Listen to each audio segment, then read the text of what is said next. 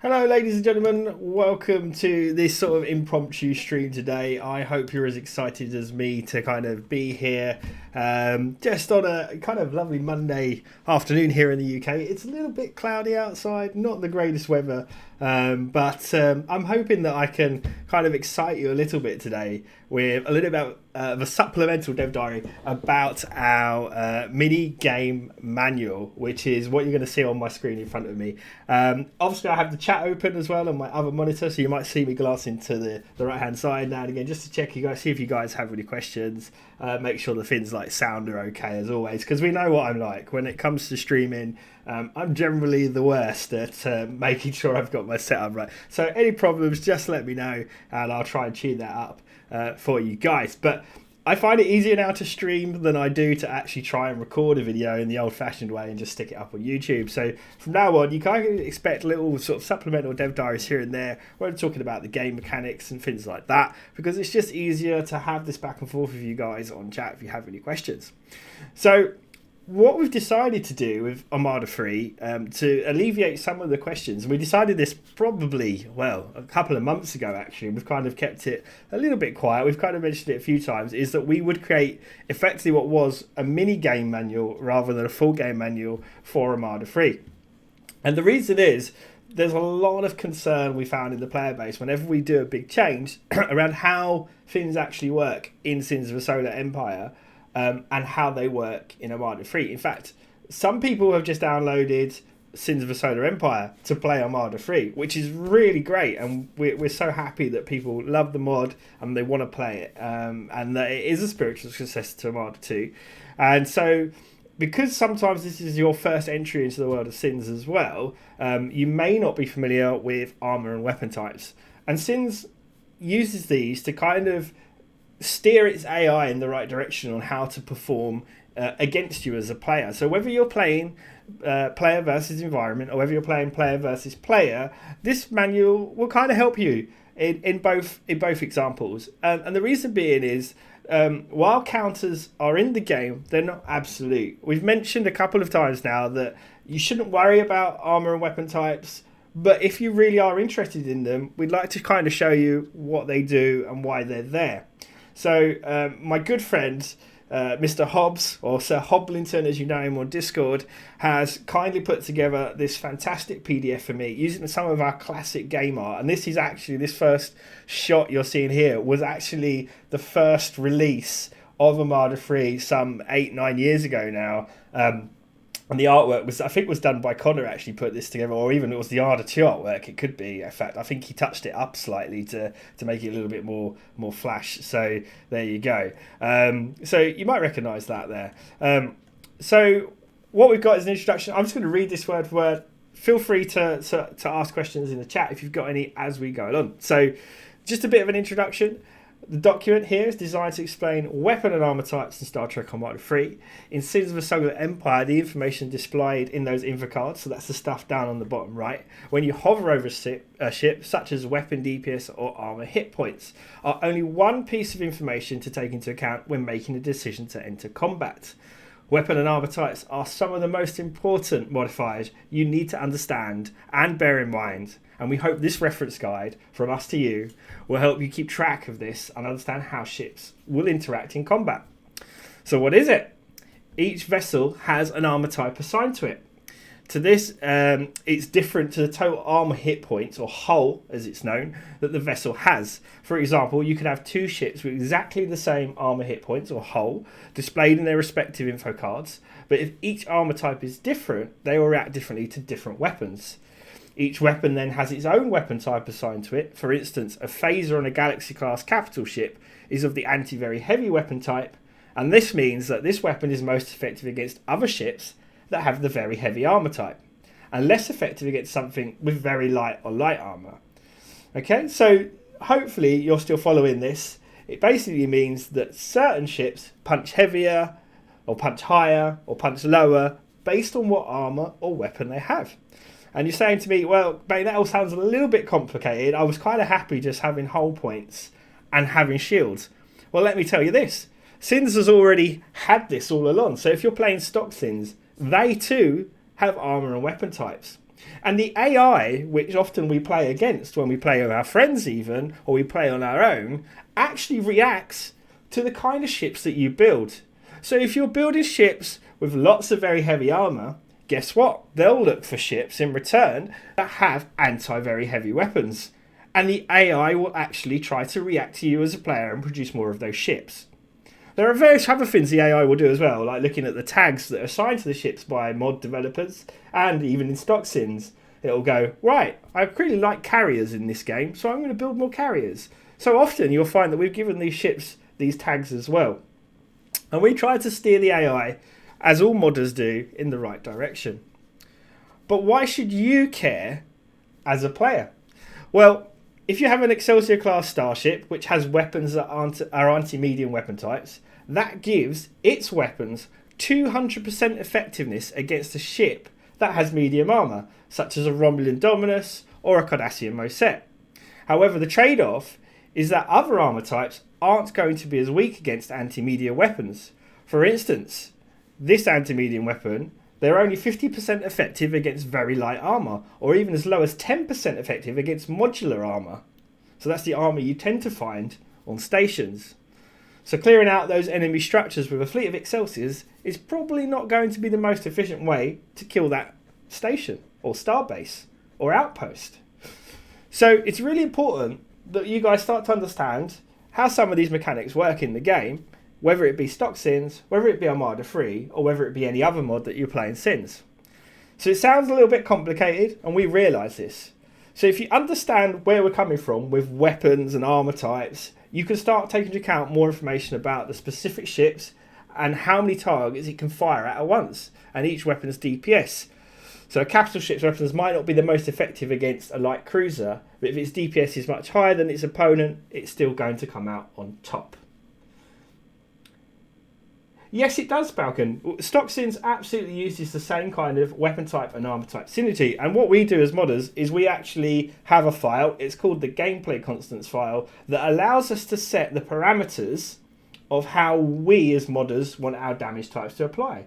So I think if you think about it, we can choose to make anti-medium weaponry good against all armor. And we actually have a type of damage called composite damage, which I'll talk a little bit more with a certain faction later, that is actually 50% good against everything. So while they're not hitting really hard, because having 200% effectiveness against every armor type is very overpowered, having 50% across the board means that that ship universally can deal with all ships equally well, and all structures equally well. And that's quite important for a distinction that we're going to make later. So all in all, whether stock, whether mod and STA3, or whether Interregnum, or Sins of the Prophets, or Dawn of the Reapers, any of those mods all have this gameplay constants file, and they all set their own versions of these constants. Now, for those of you who are a little bit geeky like me, to make it more simple for you in Armada 3, we've actually given you a chart. And I love charts. Charts are fantastic. They really, really help to kind of show you how these weapons work against other targets. Now, it's not a pure chart in the sense that it goes 10, 20, 30, 40, 50, 60, 70, 80, 90, 100, and then 90, 80, 70, 60, 50, 40, 30, 20, 10. It's not a perfect scale like that, because at the end of the day, we still want the big ships, which tend to have more DPS, to punch reasonably well anyway, even against smaller vessels. So the scale is set in a way that while you can punch up to a different level, often bigger ships still punch down pretty hard. And that means that when you have things like Supply, when you have Mirandas that are only 4, and you have other ships like Defiance, which is like 18 supply, that you don't feel like it's more worthwhile to build more Mirandas than Defiance, because you can get a lot more Mirandas for your Defiance. So to ensure that doesn't happen, we do give the bigger ships a little bit more punching power when they punch down. And you can start to see this in this lovely chart. So if you are, as Balcon said, an infographical person like me, you need to see, how does this work, Bane? I don't understand. Then here it is. And also, I will add, I'm quite an old gamer. I'm 36 years old, so I've been around a while when it comes to the gaming world, and I'm pretty much a strategy fan. Now, I still remember buying the original Command & Conquer as it was in its lovely disc format, and inside that lovely CD case, came a little manual. And this is our kind of throwback to those days when you used to, as a player, go out, buy that computer game physically, and inside was that little book that you'd pull out, which would tell you things about the units. Now, effectively, we don't have loads of pictures of our units here, but hopefully these infographics are going to really help you, get that feeling as well of nostalgia that comes with playing some of those older games if you've still got them in your collection. So let's have a look a little bit about the effectiveness of each armor type and also the weapon type.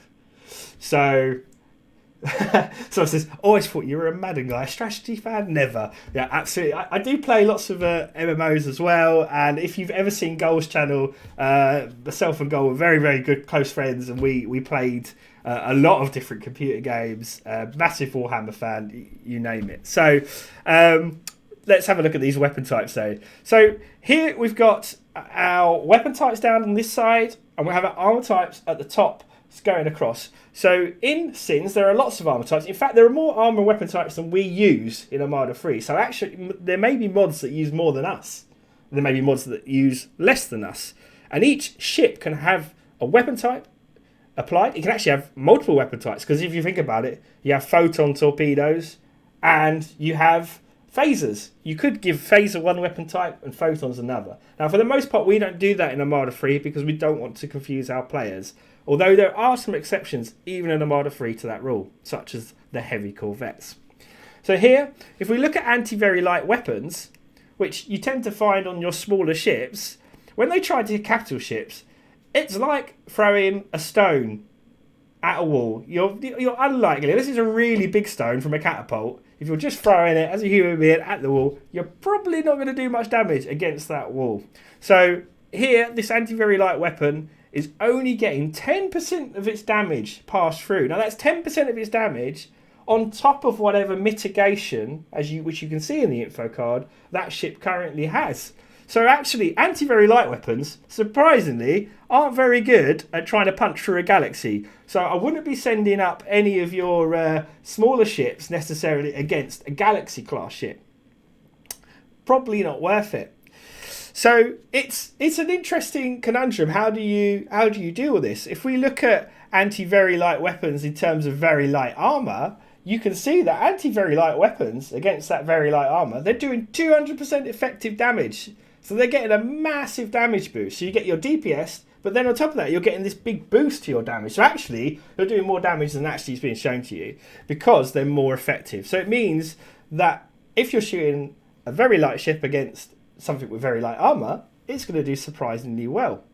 Okay, if you look at anti-very light weapons against light armor, again you start to see that it drops off. It still does some reasonable damage, about 30%, but because it's not a very powerful weapon, it doesn't do a lot. And you can see as we go along, it drops and it drops. And we always want to do some damage. At the end of the day, we still want our rocks to do a little bit of scratching work on every ship. So you can see that heavy armour, very heavy, modular armour, they're all fine. Now I want to mention this special one at the end here called pirate armour.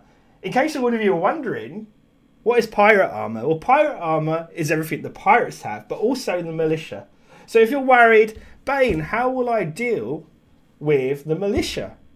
How am I going to know how to counteract all those ships? Well, don't worry, because everything that is a militia or a random event has pirate armor. So whatever your weapon is, you will do 100% of damage all the time to those ships. So that's something not to worry about if you're a big PvE fan. However, if you are playing the AI, so you have a factional AI that is acting as a player, they still will apply all of the weapon damage types to their faction because that's how it works. So militia, 100%. AI faction, same chart as you. Okay, so what I want to kind of encourage you, if you're lucky enough to have two screens, or even if you've got a phone or an iPad or something like that, when you start to play the new version of Armada 3, you can have this chart available, but it gets better, okay? And we'll come on to why in a second. If we look at another example of something in the middle ground, and we talked about this in the stream last night with the Cardassians, we've got these anti-heavy weapons. Now, anti-heavy weapons are the kind of weapons that are designed to start to punch through to that heavier armour. You can see against capital ships, which are the heaviest armour type, they still do 50% of effective damage. Now that's kind of what we call the nominal damage. And in stock Sins, it's quite common that most constants, they do sit around this 50% mark.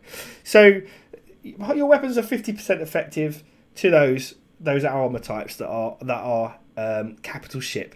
If we look at very light though, and we punch down, the anti-heavy is not so great at trying to hit those small ships. Those ships are very fast. They've got good evasion. Their armor is so flaky. Your weapons are so powerful. It's quite hard to hit them. Now it's hard in Sins to really deal with evasion, because what most people don't realise about Sins of a Solar Empire is that you never actually miss in Sins of a Solar Empire. It's something modders would love to have in Sins, and one of the big problems with artillery, to be honest with you, we would love, myself and Sovereign Echo, who is the modder working on ATF and Sins of the Prophets and various other mods, we would love to be able to set up artillery that could actually miss. But the truth is, in Sins, the engine doesn't allow it. So whatever you do, your weapons hit. So even if you have chance to hit in there, believe it or not, the weapon always connects with its target. What chance to hit and shield mitigation and armor actually does is it just means that the damage numbers change. But that torpedo is very, very smart. So unlike the series, that torpedo will fly around, and it'll fly around in circles. I'm sure you guys have seen it in OTF and sometimes in Modern Warfare. It will even fly around in a big loop-de-loop, but it will always hit the ship. It will never miss. And the same with phasers and pulse and everything else. So with that in mind, you have to realise that our only way to effectively, as modders, and in any of the mods you play, again, whether Sins of the Prophet, Stargate Invasion, any of those, is to apply these damage constants to give you the feeling that actually these ships are hard to hit. So anti-heavy weapons, not very good against your light ships. So they're not going to do very well against sabres. If you're a Galaxy class and you're trying to hit a very fast sabre, and you have to remember the sabre is a very modern ship designed to fight the Borg, then you can understand why it might be quite hard to do damage against it. But notice what I said about how we give our heavy ships a little bit more of a chance against ships of smaller supply. You know, we go back to that supply cost of 4 versus 18. You'll notice that against light armour, then they start to do 50% damage back. So now you've got light armoured ships punching up sometimes, and you've got the heavy ships punching down. So that's really, really cool. And you can see that anti-heavy weapons, even against medium armour here, they're doing 100% damage. So they're good against medium armour as well.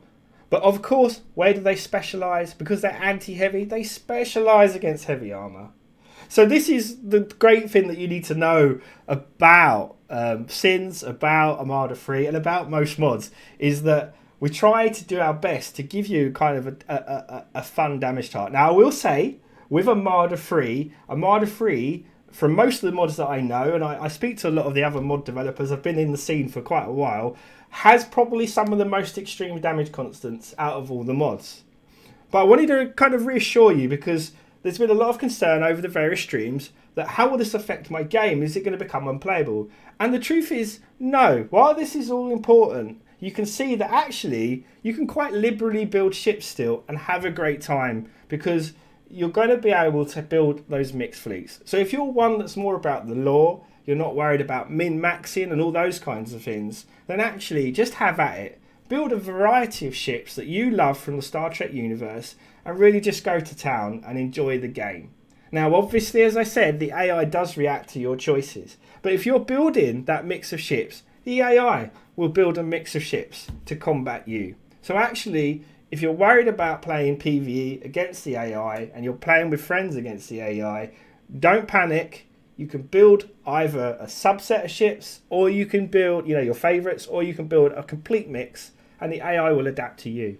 Now, of course, our AI is still very difficult. It's still going to give you a challenge depending on what level of AI you do. And like most strategy games, what the AI does as you go up levels is it cheats.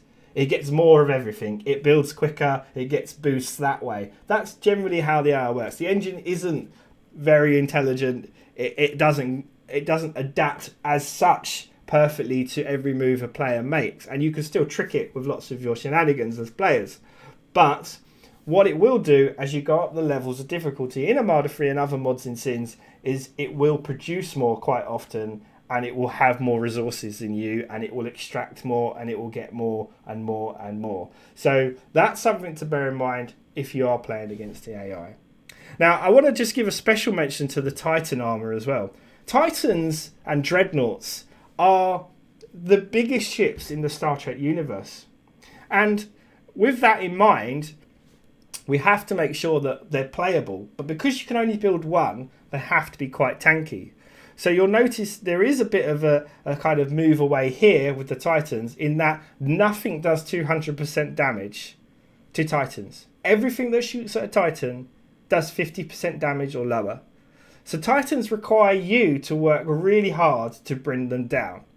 But that's a Titan for you. So if you've got a Scimitar or a Polaris, or you're running Excalibur or Sword of Kahless, even if you get a Progenitor out, it's very hard to kill a Titan. But as you know, in Sins, if a player builds a Titan, you'll know about it. If the AI builds a Titan, you'll know about it. You get an alert when someone builds a Titan. So I don't want you guys to panic about Titans either. They are killable, but you've got to use your ships combined to kill those Titans. And they take a lot of punishment, but they cost a lot of resources in Armada 3 too. So next, we're going to go on to the actual exciting part, which is what we've laid out for you on a per faction basis. Because the damage chart is great, but let's have a look at how we make it even easier for you. And some of you are probably going to wonder, how am I going to get this, Bane? Is this going to be on ModDB? I've noticed that question in the chat already. This is going to be not only available on ModDB as a separate download, but for every one of you, when you download our mod, it's going to be right there in the folder with the mod, just as our Galaxy Scenario definition file is going to be there, so you can make your own maps. Because I'm really passionate this time, with Armada 3 reaching its final version, that we get everything right.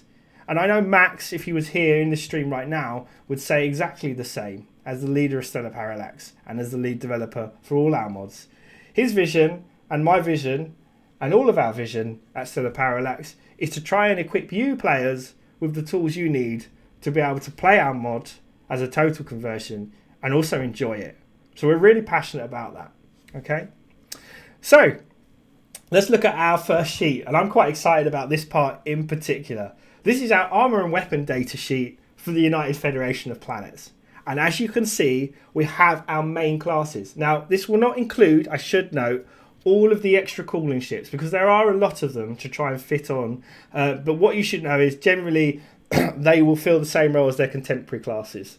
So you can compare things like Freedoms and Niagaras to kind of the Excelsior and things like that. Okay, so let's start with our frigates. What you can see here is the armor type. So this is the biggest threat, are ships using these weapon types. So we've got a Nova class. We can see that it has very light armor. So that means any ship with very light is going to really, really punish the Nova class. And the same with the Sabre. But you'll also notice here where it starts to change that the Nova class has its own weapon type as well. What it's most effective against. Well, the Nova's a scout. It's not got the best phasers in the world. It's designed to go out there and let you know what the enemy's up to. So it only has an anti-light phaser. It's not going to punch very hard. But if you're into scout on scout combat, well, sure, it's going to do okay. And actually, it's going to do okay against steam runners as well, because it has that anti-light weapon. Okay, so and in fact, if we look at it, because it is anti-light rather than anti-very light, the best situation would be to use a Nova to fight, as we said, a steam runner. So that's where the kind of weapons start to come into play. Let's look at our Sabre class next. Very light armor again. So anything that has very light weapons, including our Nova here, not our Nova, sorry, including our Centaur class further down, will be very, very good against the Sabre. But the Sabre itself doesn't have a very light weapon. It has an anti-medium. So actually, the best way to use a Sabre class is to take on something with medium armor. Well, if we keep going down this list, we can see that the Centaur, the Norway, they both have medium armor. So I want to maybe use my Sabres to fight things with medium armor. In fact, if we go down to cruisers, we can see that the Intrepid and the Curry has medium. So you can kind of see that Sabres are pretty good against those ships with medium armor. But not all things are equal. We can keep going on and on. Steam runners, they're artillery ships. They have light armour, but they have anti-very heavy weapons. So you could use your steam runners to literally punch up really high to anything with very heavy armour. If you want to take on an Akira, well, a steam runner is going to be pretty nasty. Or a group of steam runners is going to be pretty nasty against those Akiras. However, because the Akira is anti-heavy, it's not going to be that great at trying to punch down to a steam runner that's got light armour. And we saw that back up in our chart over here. We can look and say, right, Akira, what have you got? You're anti-heavy. Anti-heavy, where do you fall in against the steam runner, which has light armour? Well, because you're anti-heavy against light armour, you're only doing half your damage. So actually, what we start to see is that a group of steam runners is actually very, very good against Akiras. And because of their lower supply, you're generally going to have more steam runners than you're going to have Akiras. And these are the kind of tests that our balance testers have been doing for us.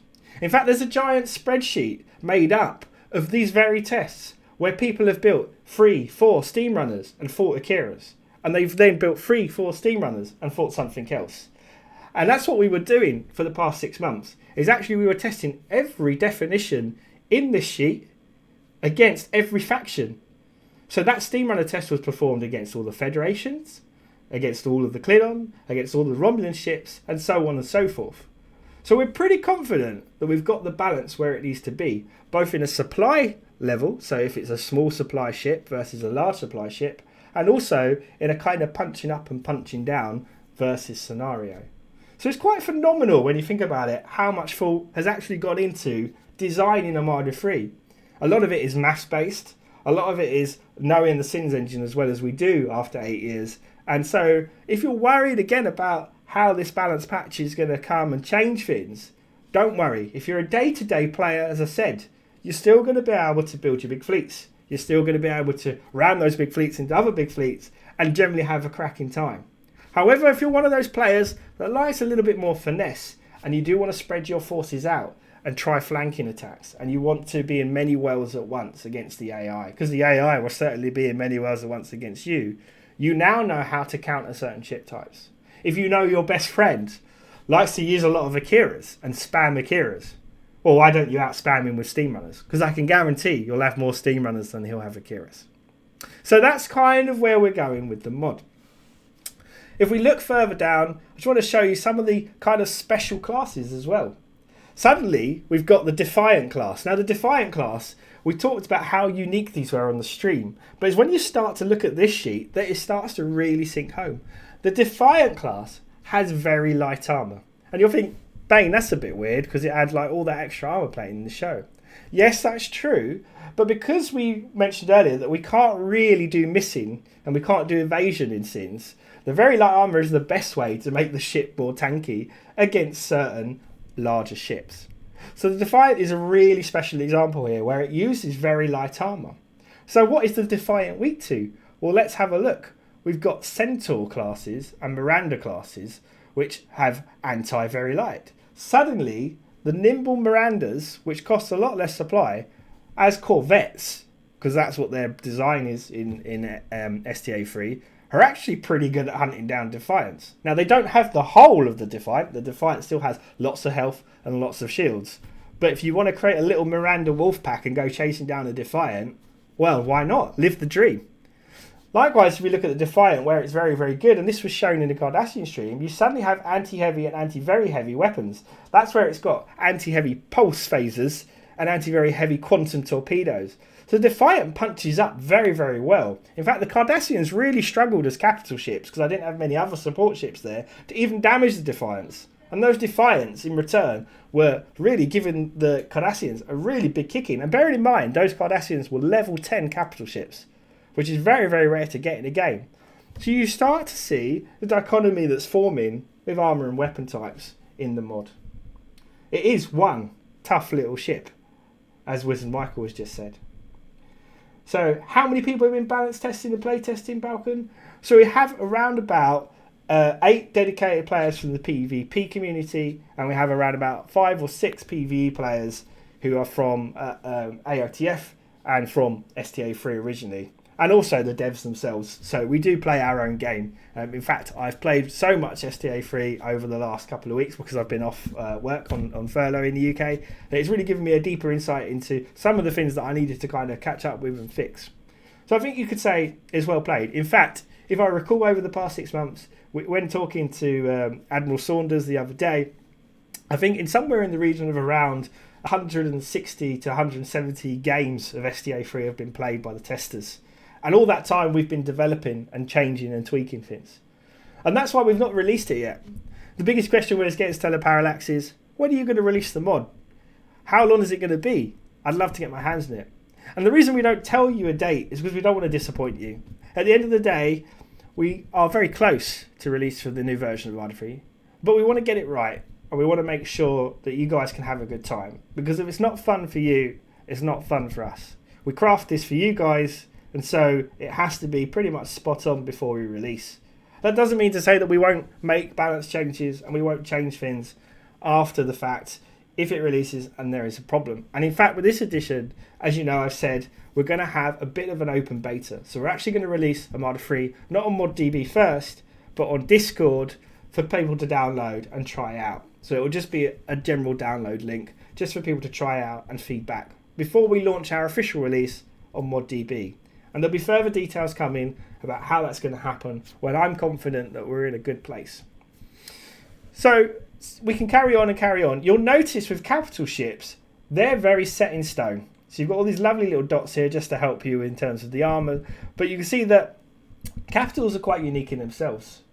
So it's very heavy armour with anti-very heavy weaponry.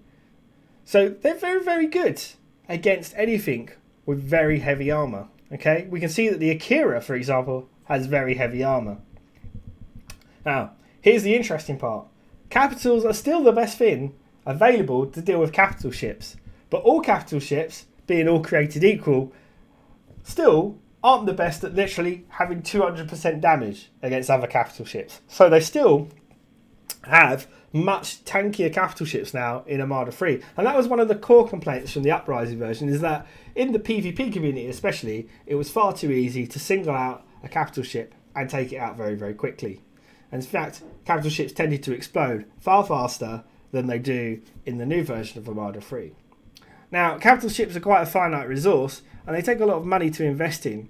So if you're worried about how we've reined in the PvP and PvE, we've also reduced the amount of levels you can buy, for example, for abilities for capital ships, meaning that you have to work the hard way to try and get those levels. So we want to make them a little bit more survivable to help with that.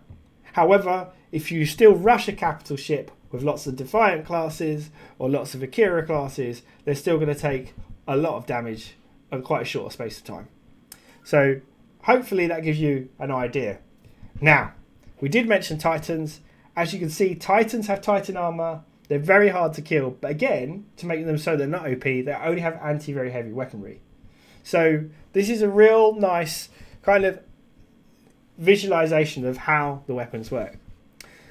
So I'm happy to obviously keep taking questions on the Feds, but let's move on. You can see the Klingons start to show the same. And we mentioned that throughout the mod that different things punch up and punch down. This sheet really helps you. You can already see from the dots that fins will start to have different armour and punch up and punch down.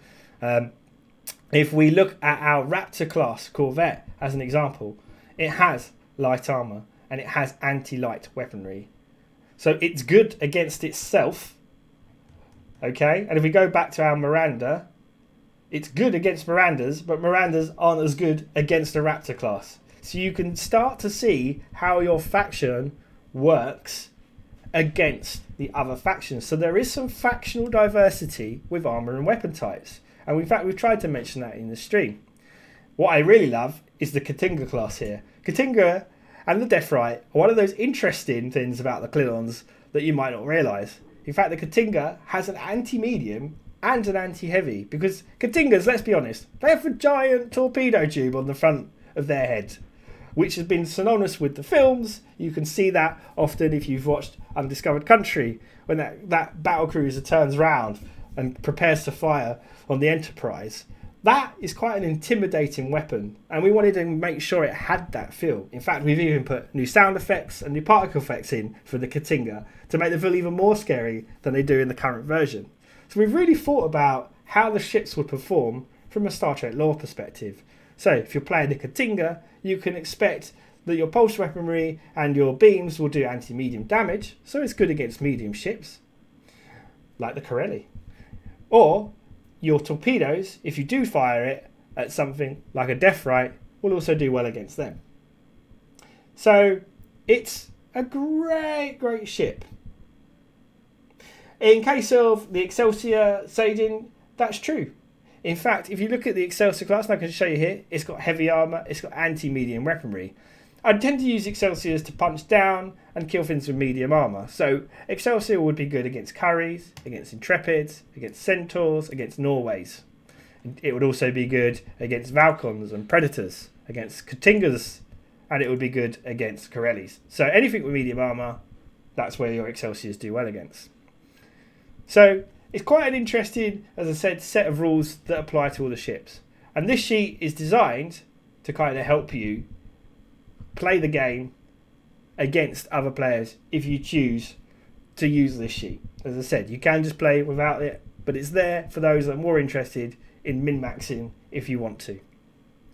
Again, moving on, you can see that the Romulan Star Empire has the same thing. It has certain ships that are great.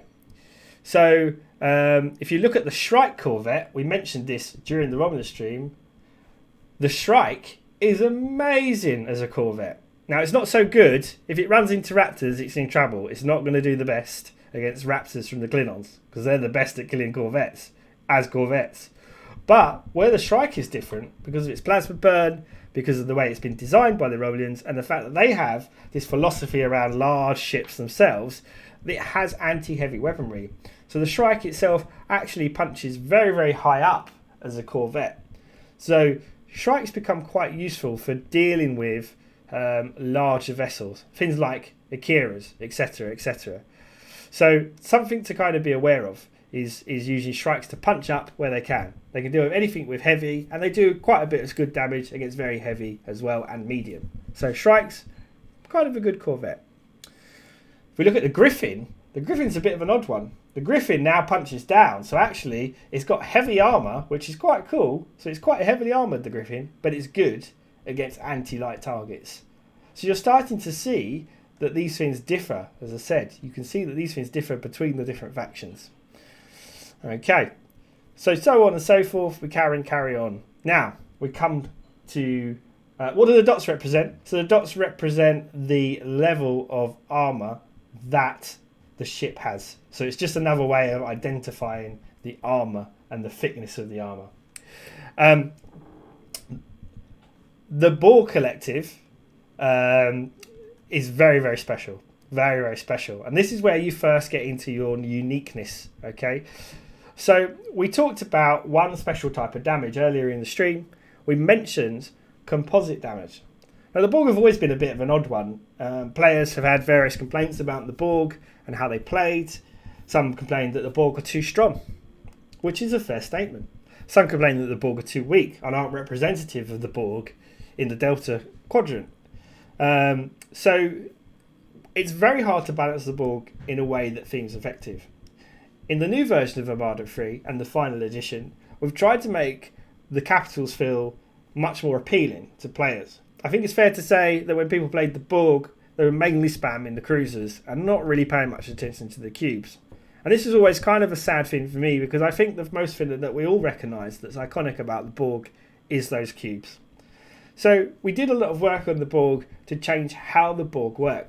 In fact, the Borg are predominantly outnumbered most of the time. And as you can see, we've tried to factor that in. So with the Borg, what we've done is we've given them this composite damage type. So we scroll all the way back up and we look at our damage chart. We can see that if we find composite weapons, as I said earlier, composite weapons do 50% damage to all classes except for pirates, where they do 100%. So it basically means that the Borg capital ships actually damage everything equally. So you can be a tiny little Defiant and you can try and fight the Borg And what will happen is you'll take as much damage as a saber. So this doesn't make the Borg overpowered because, as I said, they don't get any weapons that are punching 200%, but they do punch well as capital ships against everything. And why that's interesting is, if you think about the Borg cubes, there's one other thing that I'd like to mention about Sins, and I've mentioned it in a few streams before. In Sins of a Solar Empire, there are 4 different directions a ship can shoot. It can shoot forwards, it can shoot backwards, it can shoot left, and it can shoot right. Now, when it shoots, it can actually have something called target banks. We can actually tell the ship how many targets it can hit in any of those 4 banks. So if you only have 1 target bank, you can apply that damage out to 1 target. If you have 2 target banks, you can apply that to 2 targets, and so on and so forth. The nice thing about cubes, especially if you've done your upgrades, is they have multiple target banks. Often, from each side of the cube, they can shoot 4 or 5 targets. You'll often see torpedoes flinging out of cubes, left, right, forward, backwards, beams flying left, right, forwards, backwards. And that's what makes the cubes really interesting now, is that not only can they apply their damage to every type of target reasonably well at 50%, but they can actually target multiple ships. So the best thing to do with a cube is to stick it in the middle of the enemy fleet and watch it have fun. So hopefully that gives you a kind of idea of how the Borg are going to play if you choose to play them. And I think you'll agree, it doesn't make them too powerful because they don't have the best overall efficient damage, but it doesn't make them weak either because they can still tangle with the other factions, despite having less ships overall, despite having more expensive costs, in terms of supply. That the Borg are actually pretty good at, tangling with things. So Tom just says to me, "You're a nerd," and I agree, Tom. But you are also a nerd because you helped devise this horrible concoction with me. So nerd to you too, my friend. Nerd to you too. So this is a really great way of differentiating the Borg. I will draw your attention to another thing that's quite unique about the Borg. Notice that they pretty much have no medium armour type. The Borg have light armour for 3 of their ships, and then they very much have universal heavy armour across. Now this gives you a real nice early game kind of way to use the Borg. So if you get up to your dodecahedrons, your obelisks, your pyramids, you're going to be able to have really strong armour. So if you're playing another faction against the Borg, that's where those light supply ships like the Steam Runner really start to come into play. So anything that can punch up to heavy or very heavy is going to help you against the Borg, as you would expect. And this again generally starts to make the faction feel a little bit more representative of what it is in the lore without breaking the game balance. And that's really important to us. Finally, if we go down to the Cardassian Union, you'll start to see something else on our sheet. And again, I find this quite exciting. You'll start to see the factional emblems for the ships that they're allied with, or ships that are kind of special, like the Obsidian or the Keldon, so you know who they are. That's the orange one, by the way, with the blue deflector. And I'll let you in on a secret. Max absolutely hates the fact that there's a blue deflector Keldon in the game. But he let us have it. So there we are. We also have the Kessok, as you can see, labelled out here, and all the ships that they're good against. And likewise to the Dominion, you can start to see which are Dominion ships, which are Breen ships, and which is the Obsidian Order ship. So we've tried to do our best. There's also a sonar ship here, giving you a little bit of a hint of what you can expect to come for the Dominion stream when we finally get to it. So I think it's fair to say that this sheet's been designed to give you all the answers that you should need if you really want them when playing the game. But as I said, it's not an essential, it's not a necessity. You can just play the game without having this sheet. But for those of you that really want to know the ins and outs of weapon types and armour types and had those concerns, hopefully this stream today has kind of alleviated some of those worries. It's given me a chance to talk to you about the balance of the mod and to show you what we're doing to try and make it even easier and more fun to play Armada 3. So I'm happy to just take a few more questions if you guys have any around this PDF. We will obviously not be releasing it today, but it will be available very soon for you guys to get So feel free to answer any questions you have now, and then we'll wrap up this very, very short supplemental stream.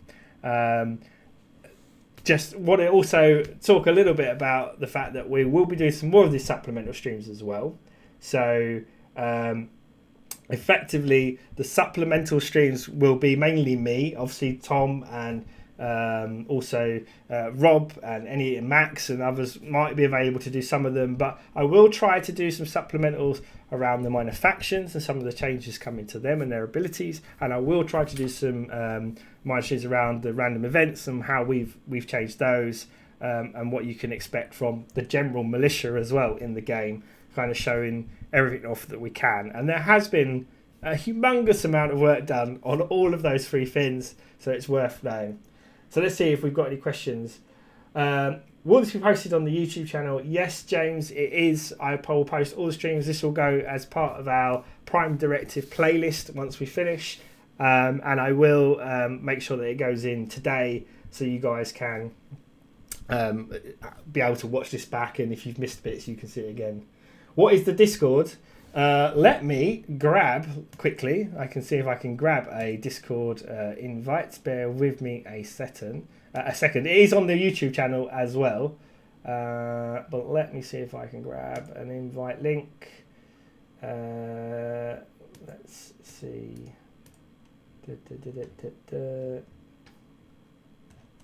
Here are the active invite links. You can let me grab.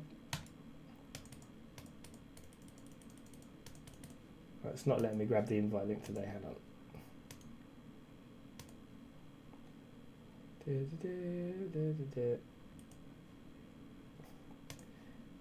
Right, I will try and find it, guys. It is available on the Stellar Parallax YouTube channel. So let's see if we can find it. Stellar Parallax, your channel, in the About section. Copy link. Address, here we go.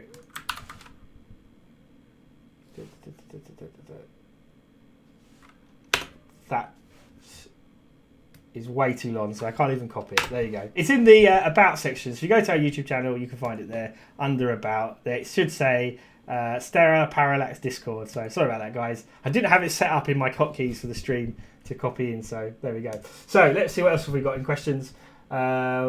Hope there is also some subspace weapons for the sonar ships. Wow, it's funny you should mention that. There will be some subspace weaponry shenanigans going on when we come to the in-stream. But I will say no more until we get there. And David, you're very welcome. Happy to be working on Armada 3.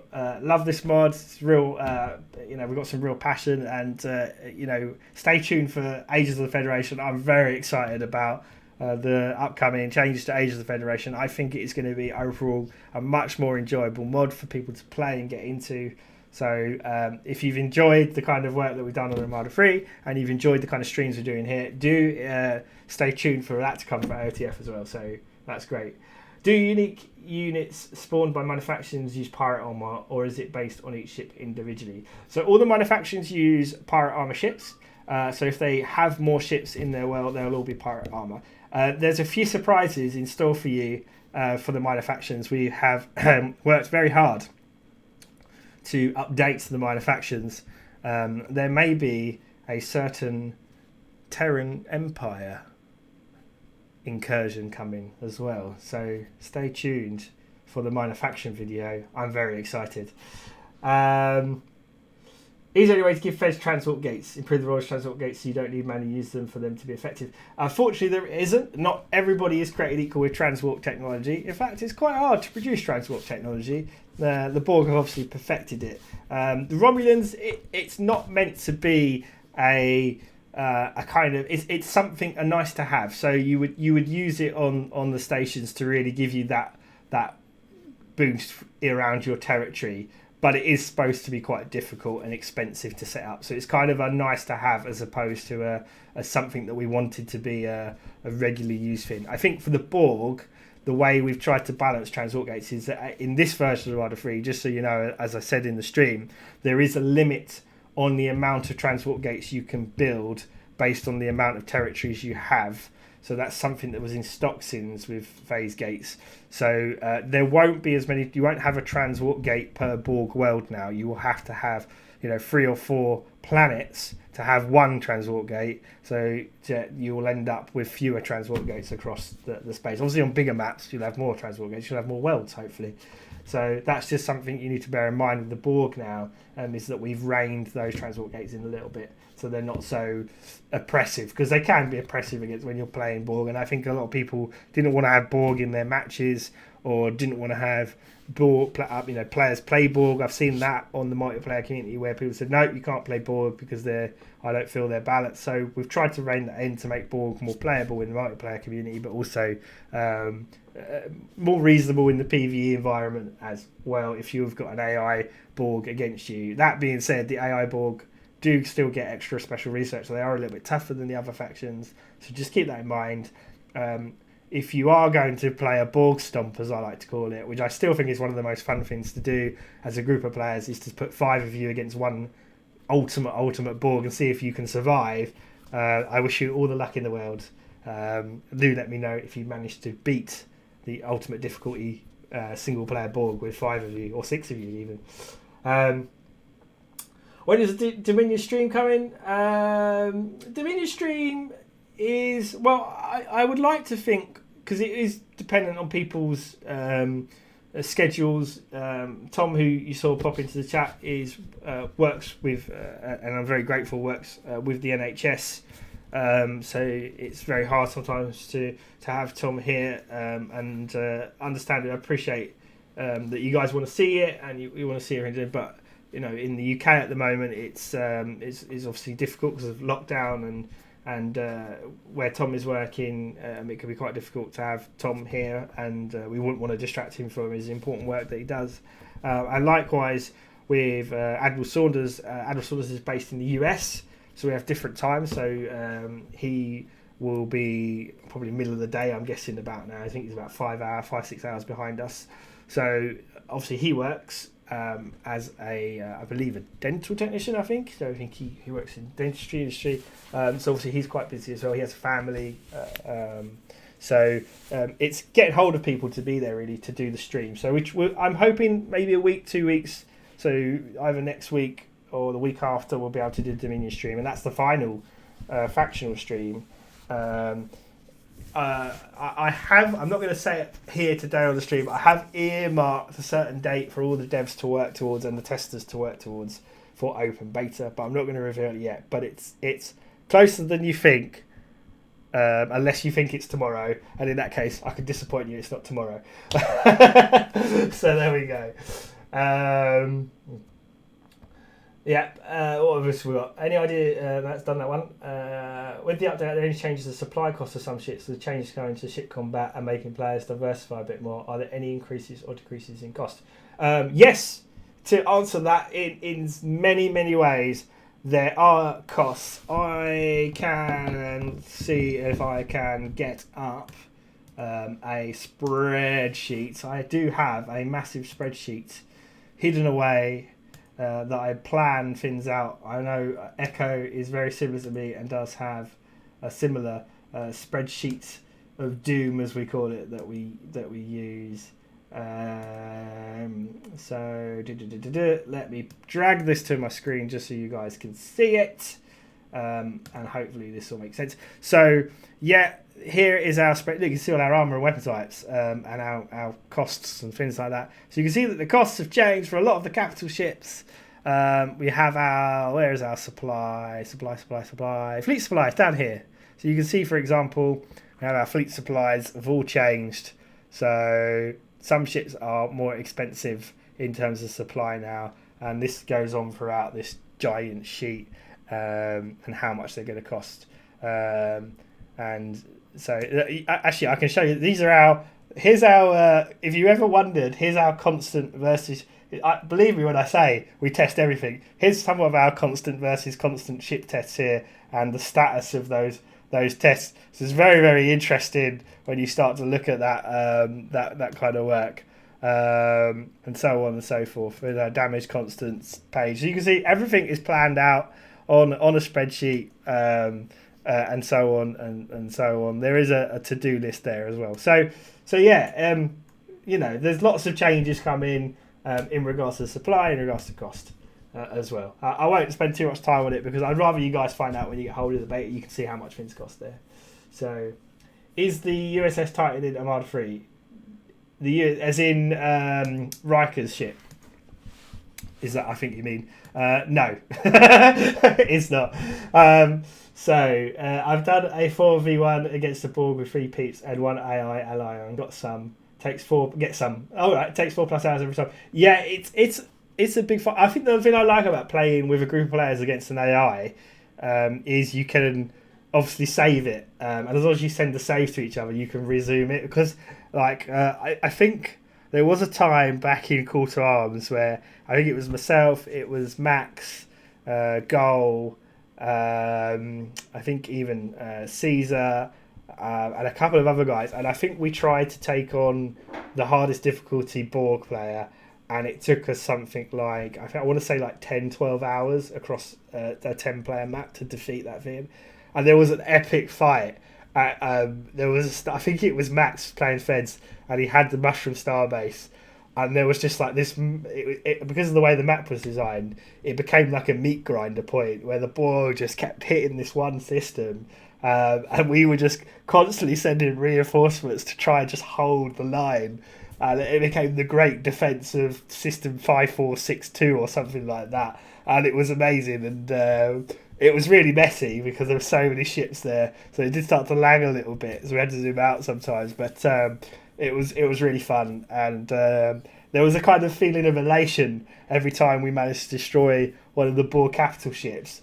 And there was kind of like a roar of victory across. I think we were playing back then on TeamSpeak. I know we had Discord obviously back then, and there was kind of roar of elation across the TeamSpeak as we finally blew up one of the Borg cubes.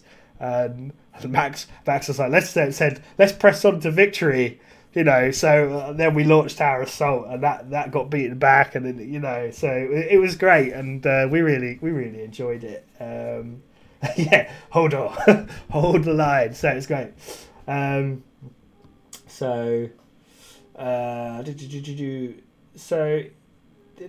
that info going on the PDF? No, so the costs won't be saying on the PDF. The PDF is what, as you see it now, it's mainly for armor and weapon types. Because, as I said, we could build a full game menu, but it takes a lot of time.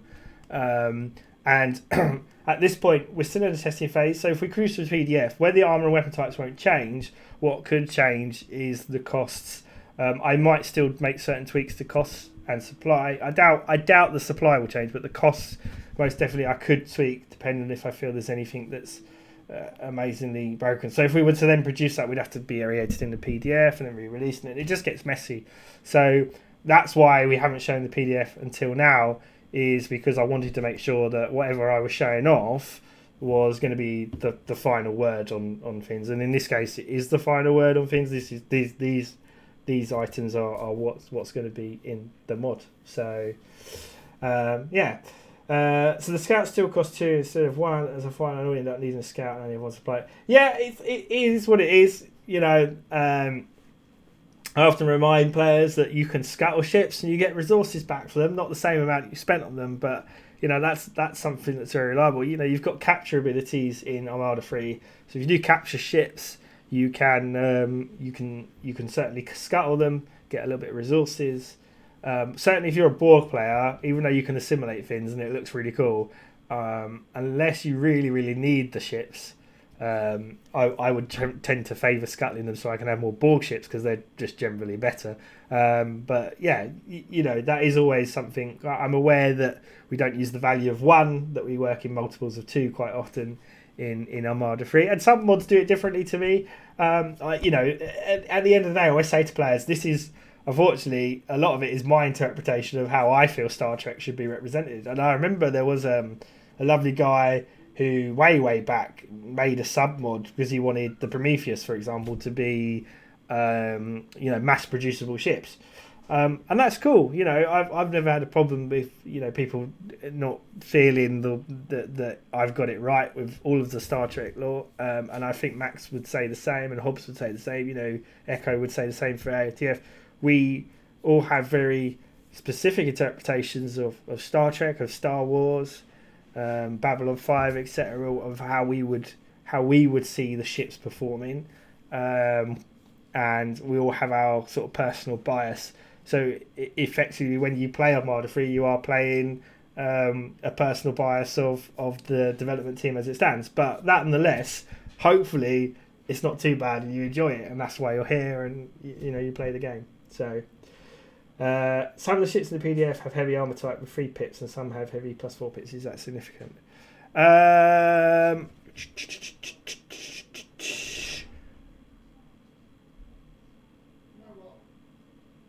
Not particular. So I think that's either an oversight. So this is where we might need to edit the PDF.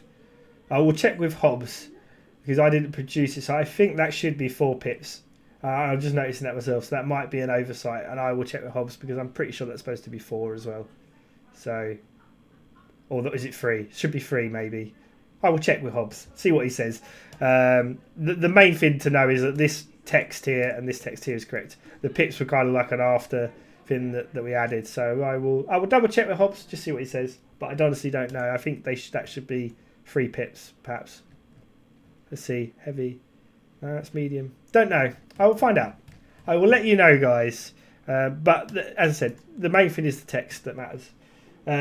With a ship icon changer being inclusive to why the PDF. So the ship icon changer is a custom mod. I think I've explained this a few times on streams before.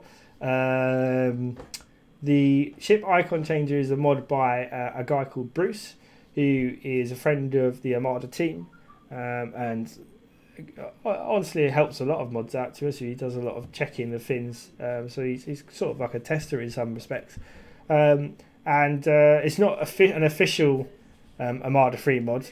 So I believe he will update it. We have messaged him, but it is his custom mod. A lot of people ask me, Bane, why don't we have the wireframes? And the fact is I have to try and appeal to both sides of the community. There is a big PvP community. In fact, Armada 3 is very lucky in the fact that it is the only mod, as far as I'm aware, that has a dedicated PvP community for player versus player games and players versus AI games. And one of the things that became apparent a couple of years ago was that there are guys out there, believe it or not, that never zoom in.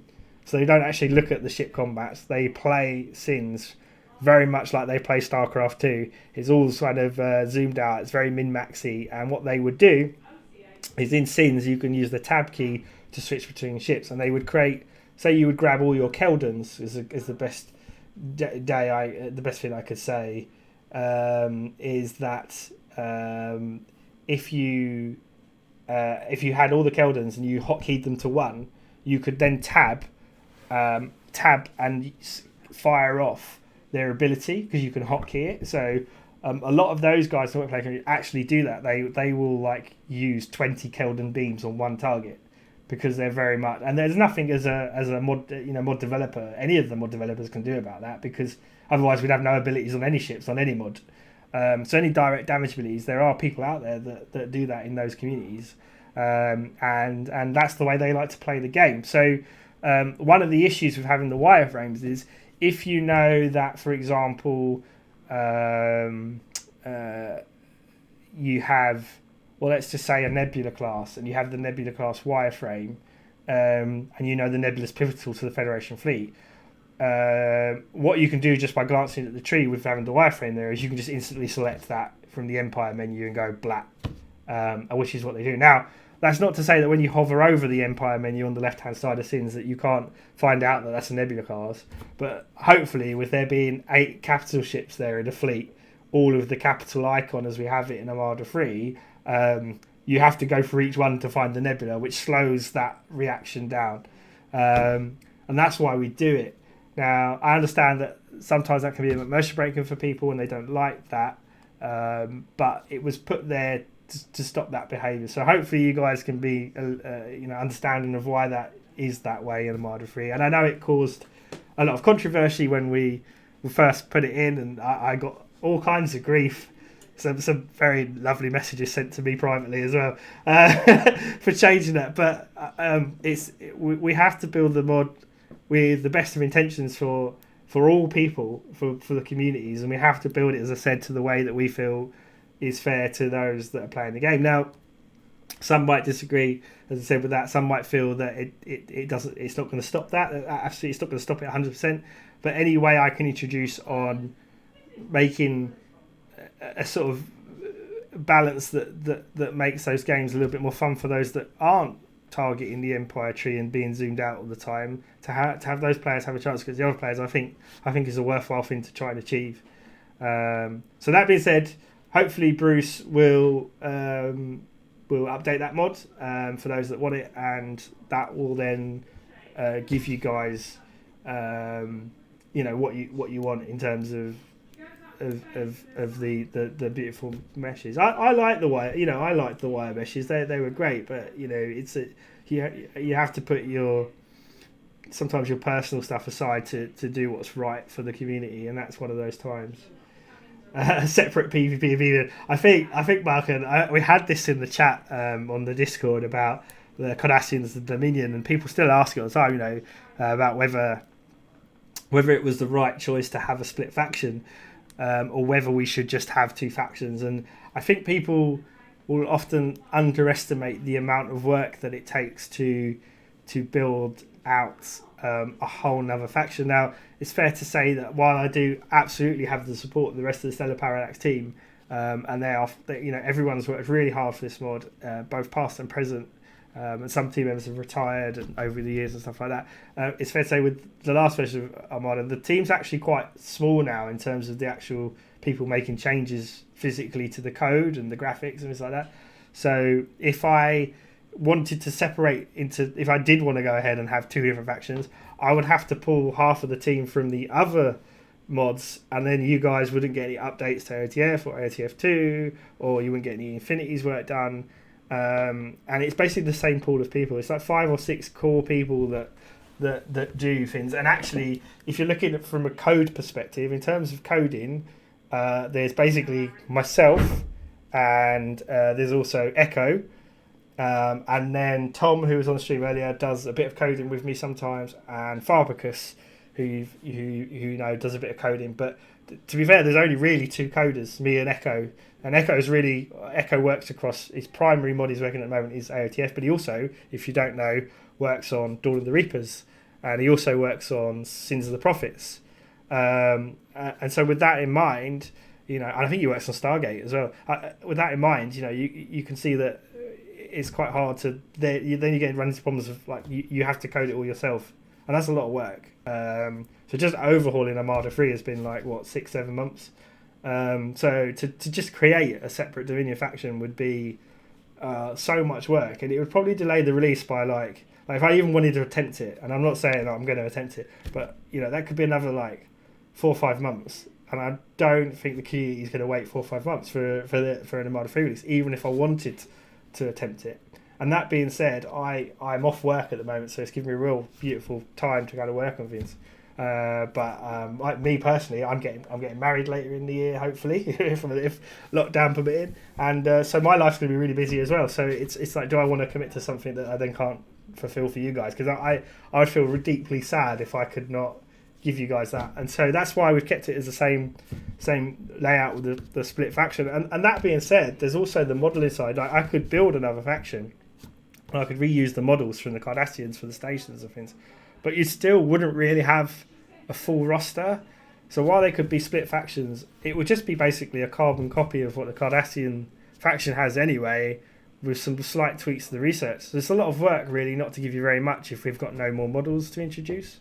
And the final point I'll make is, actually, Armada 3 as a whole is a big mod already, with more ships in play, especially in the 10-player game, than often Sins can cope with. And if you've played multiplayer with Armada 3 with 10 players, and you end up with 4 or 5 fleets in one well, it can often crash the game out or lag so badly you have to zoom out just to be able to play the game.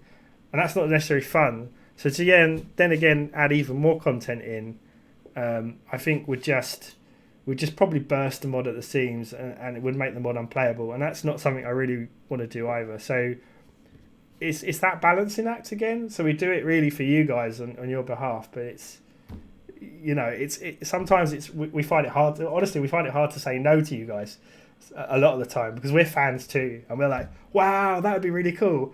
And often we do, you know, do things that the player base wants, but sometimes we just have to get to the point where we're like, guys, look, we'd love to do that, but we just can't honestly fit anywhere in. That being said, as I alluded to earlier, I have managed to squeeze in some certain Terran Empire ships. So, you know, there is stuff in Armada 3 that you haven't seen before, and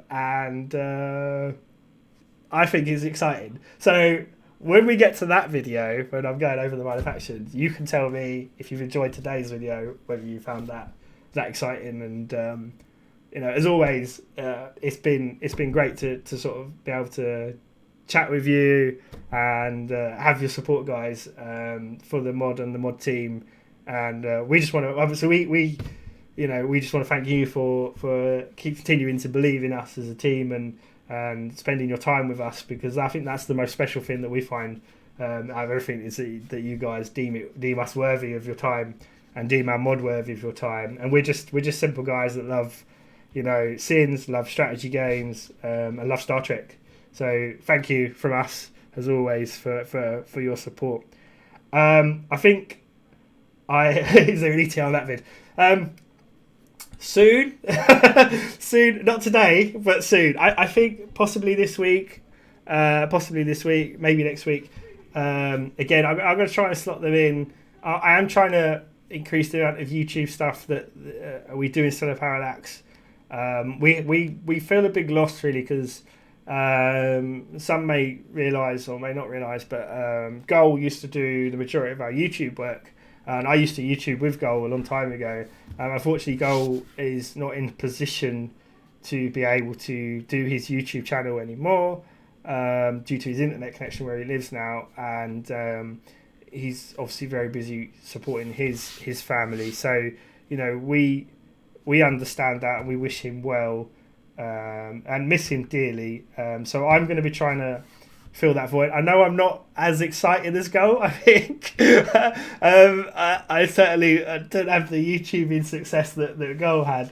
But I know some people enjoyed some of the stuff I used to do. So I'm going to try and do my best, guys. You'll have to bear with me. I've managed to get the last 2 streams working properly, so there's a bonus. But yeah, it's something that we will do more of, and we'll try to be a bit better. And we're going to try and stream some games. I'm hoping to organise some community games for A3 once we get the beta out that we can put on YouTube. So, and I'm just going to do what I used to do about 4 years ago, which is, so we're going to have a game on a Friday or Saturday at like 6 p.m. or something like that, start time in UK time. And I'll just say, I'm going to host a lobby. This is the password on the stream.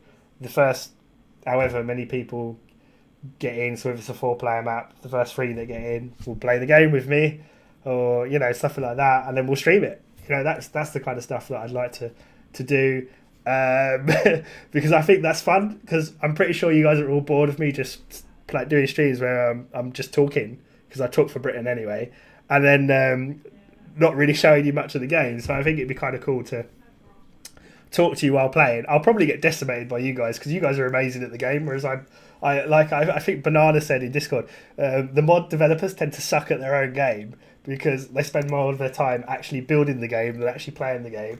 And that is true. That's why I rely on so many balance testers. So I'm pretty sure you guys will wreck me. I do have some intimate knowledge of the game though, so maybe I'll wreck some people, but I'm pretty sure there are loads of you out there that are going to wreck me really badly. So we'll see. Anyway, I have rabbited on. So what's that? Bakani said Star Trek Infinities. Star Trek Infinities is a content back for Solaris. Yeah, there is. I am actually hoping to get to work on Infinities. There's no promises here because I don't like to promise anything, but I'm going to be working with Max hopefully over the next, once Armada 3's done and dusted to as well as it can be and released. I'm hopefully going to be doing some work because Echo's really on top of the IOTF stuff, and it's not right for me to suddenly sort of depart Armada 3 and then jump into IOTF when he's got it in hand. So I'm there because obviously IOTF has a lot of my concepts, but he's really made that mod, his baby, and I think out of respect for him, I'm just going to be there as a sort of an advisory capacity. We often talk, me and Echo, about how to build code and that, but too many hands, too many chefs spoil the broth, so to speak. So my plan personally after Armada 3 is to try and work with Max on trying to get the Klingon pack done for Stellaris, which requires quite a bit of work, and I'm going to have to brush up my Lua code for Stellaris so that you can actually have the Klingon ships in Stellaris as well, rather than just the Fed ships. And yes, the plan is to make them compatible with the I forget the name of the other mod, but the I think it's extended ship classes or something like that mod. So that's my personal plan, and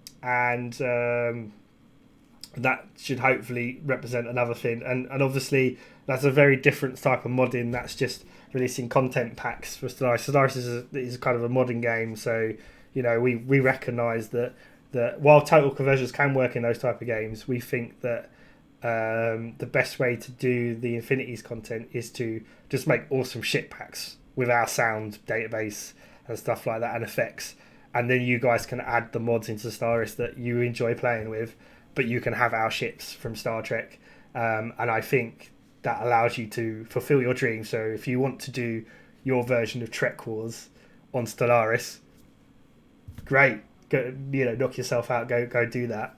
But in typical Stellar Parallax style, you'll have what we again, this is not a bragging point, but we generally think we have some of the best models, sounds, textures for the Star Trek universe for games. So we feel that while there are other Star Trek mods and Star Trek mod packs out there, we're hoping that the Solaris community appreciate those packs because they add in some beautiful models and sounds and ships, and so that's kind of the plan for Infinities, and I think that is potentially exciting. There is obviously we haven't done a ship pack for a while, and we're blissfully aware that we've been a bit slow in mentioning Infinities recently because to be fair, I think the lockdown has caught everybody off guard, including us. So that's the kind of plan. Anywho, I've gone on for far too long. I will now let you guys get back to your evening. Do enjoy whatever you're going to do, and thank you for tuning in once again to the Stellar Parallax YouTube channel. I will see you all very, very soon.